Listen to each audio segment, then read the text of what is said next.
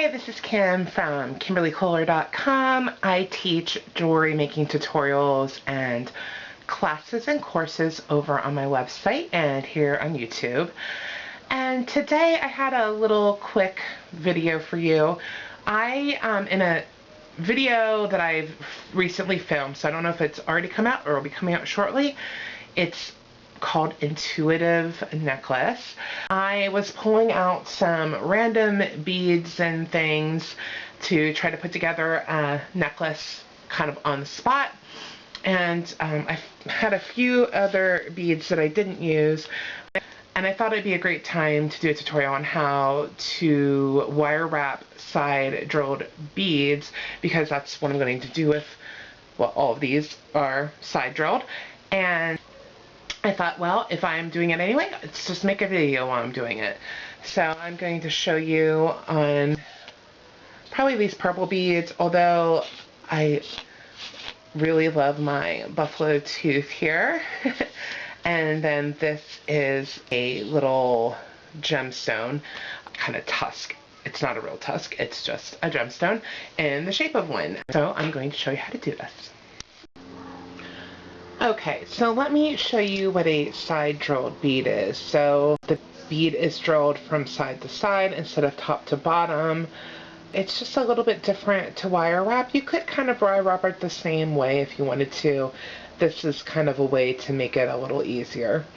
So the first thing you want to do is find a wire that will fit through. So sometimes with these kind of gemstone beads that are side drilled, it can be difficult to get wire through them. So a lot of times I will use 20 gauge wire for most of my wire wrapping.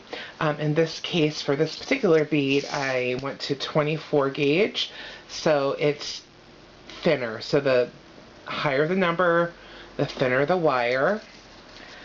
And so that's what I'm going to be using for this bead. You can just kind of test, see what will actually go through your bead.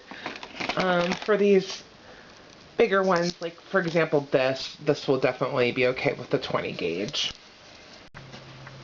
Okay, to get started, I am going to cut off some of this wire. I'm using Parawire. If you watch my videos, you will recognize this wire. So for most of my wire wrapping, I actually use the 20 gauge. In this case, I'm using 24 gauge. The higher the number, the thinner the wire. It's because the bore holes in this bead are smaller. The 20 gauge wire will not fit through. So I'm just gonna cut, I don't know, probably about 6 inches of this wire off. Okay, and then I'm just going to thread the bead on here. And then I just sort of let it dangle, kind of, to see which way it's going to hang. And then hold the ends of the wire together, kind of to get the middle of the wire. And then we're just going to pull like this, so it kind of bends the wire. So then it's going to kind of bend over each other. And then I just kind of push this down, so this part where they're crossed is going to be right above the bead. And we're just going to twist it a couple of times, kind of tightly close to the bead. So we have that. And now I'm going to grab a pair of round nose pliers. So these are the pliers where the barrels are round. And I'm going to hold one of the wires in the pliers. And then we're just going to pull the wire down and around and make a loop. So we have this loop, and you'll notice it's a little off center. And so I'm going to fix that. So with my chain nose pliers, I'm going to hold the loop, and then I'm going to go around. So the wraps that we like twisted a couple times, I'm going to go take this loose wire and go around one time. As I go around, or after in this case, I'm just going to straighten the loop so it's directly above the bead. Okay, and then I'm just going to switch hands, and then you can either use some bent nose pliers and just wrap, whoops, make sure you hold on tightly with with the chain nose pliers, and then I'm going to wrap around a couple more times with using my bend nose pliers. And then we're just going to take this other wire and we're going to do the same thing with it. Now, in this case, sometimes if you have like a long wire, you can just do it with your hands. You don't need to use your pliers. It's almost easier that way. And then you can pull tightly too. And just go around a few times. Make sure it's nice and secure. And make sure it looks how you want it to look. Maybe go around a couple more times. Alright. And now I'm just going to trim off the excess. So I'm using my wire cutters and I'm making a flush cut. So I am using the flat end, the flat side of my wire cutters toward the work, toward what I'm leaving behind. And then I'm going to actually do this one on the other side and then trim that off.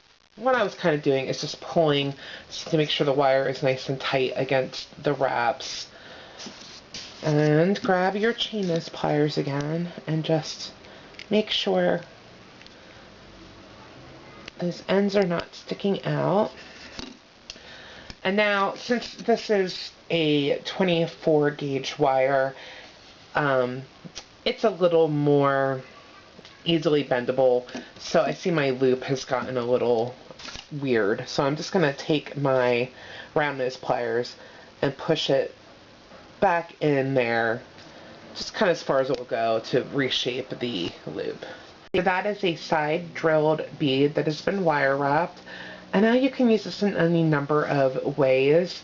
So you might want to just sort of make this into like a cute little pendant. You might do this for 2 beads and make earrings, or you might just use these as bead dangles. Maybe you'd put a few on a necklace or a bracelet or whatever, however you want to use it.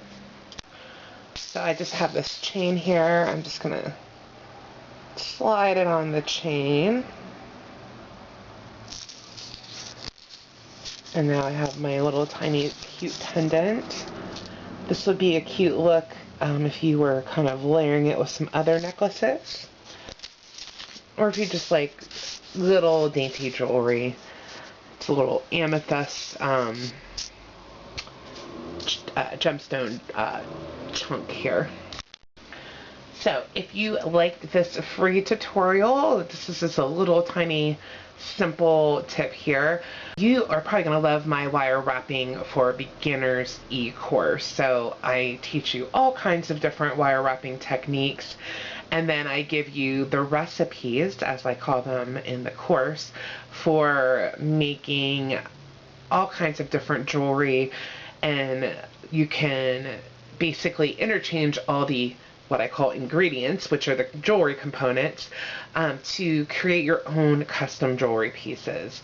It's a lot of fun. It's really in-depth, and you can learn a lot about making jewelry, and you can find that at the link below. Thank you so much for watching. If you like this, I'd really appreciate you hitting the like button, and if you want to subscribe to make sure you get all my videos, go ahead and do that. It's a little bell, and I will see you next time.